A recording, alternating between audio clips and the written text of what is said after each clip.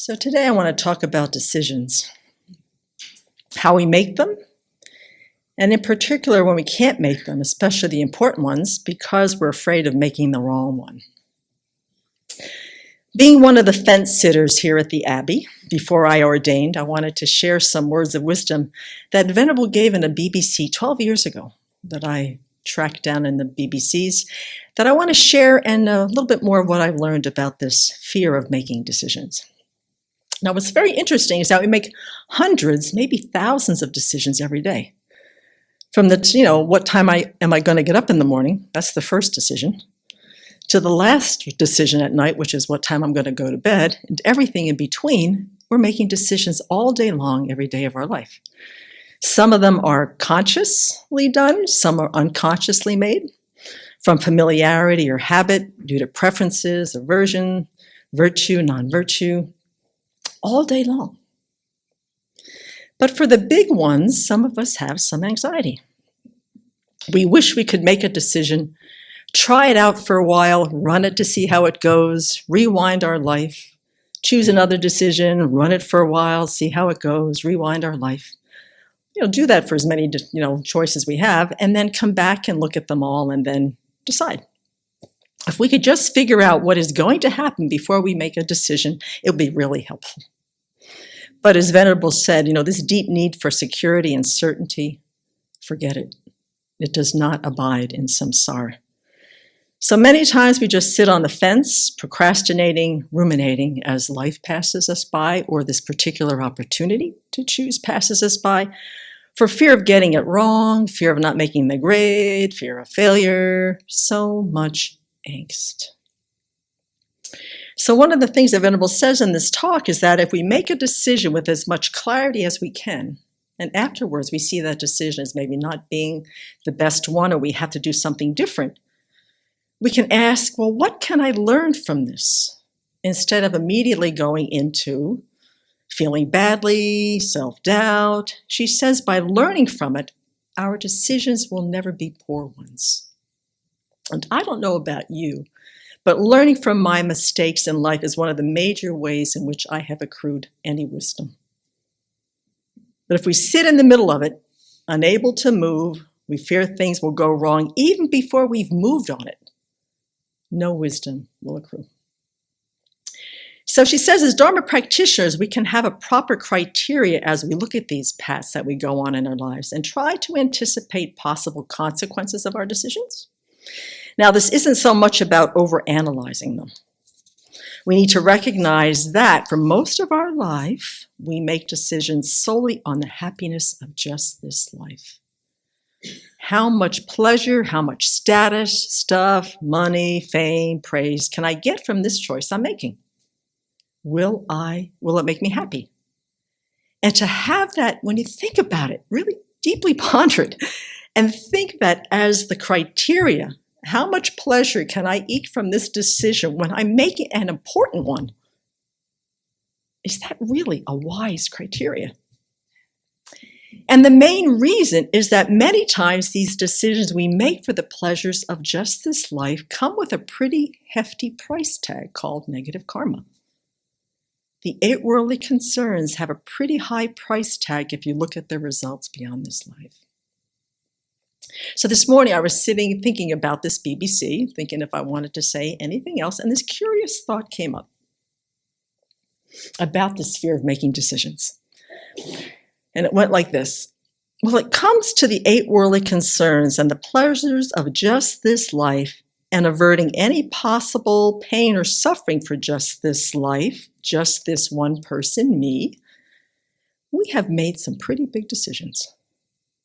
We may work for a huge corporation that sends us all over the world, living in hotels for weeks, representing them in big business dealings, making a lot of money.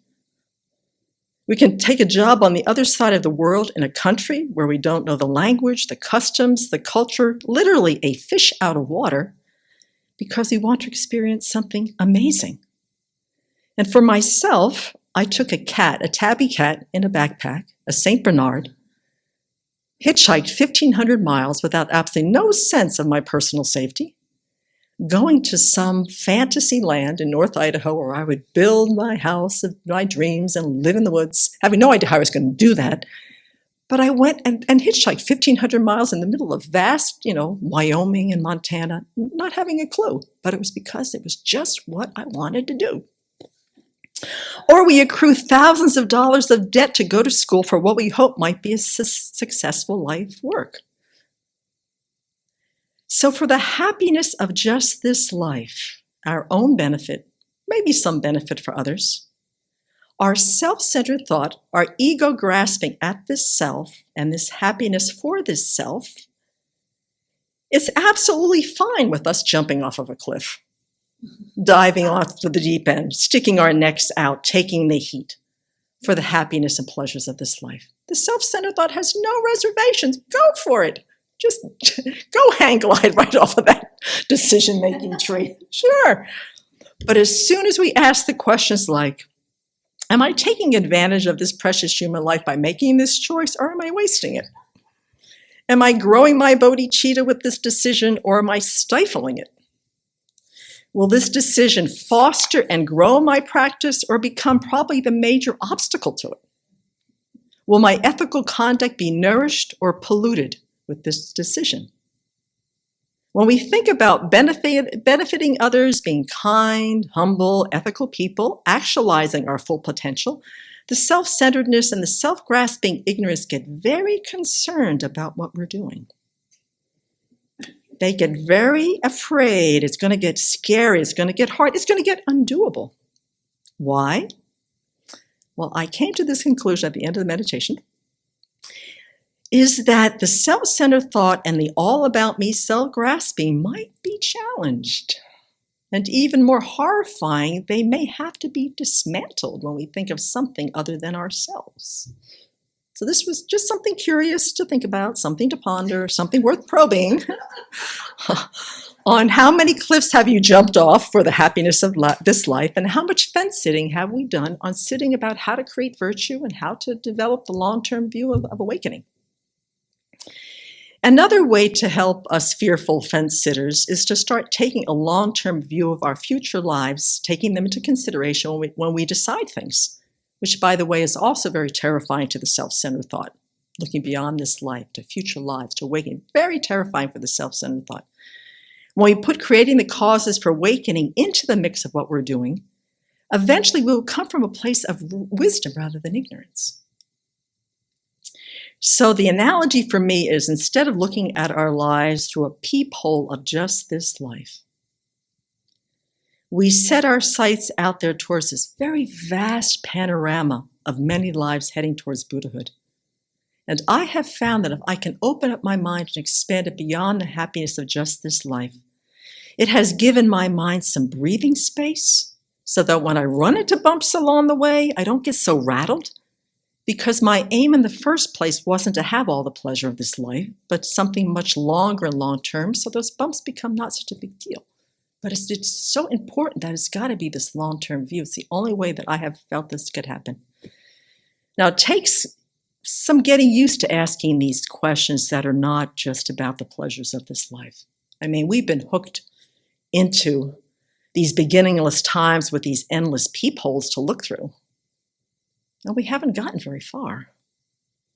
But looking out past just this life into the deep, vast journey to awakening, I have felt over the years, especially in community here, I have felt that the fear of not getting it right, the fear of making mistakes, the fear of failing and not making the grade have really decreased a lot. My life has become less fraught with anxiety and worry. And instead, my mind starts to think of, nothing ventured, nothing gained. The only thing I might lose is my own self-obsession. So we use these choices we make as opportunities to free ourselves from this peephole view, to grow our bodhicitta, and to help us get closer to seeing things how they really exist. So at the count of 3. 1, 2, 3. Jump!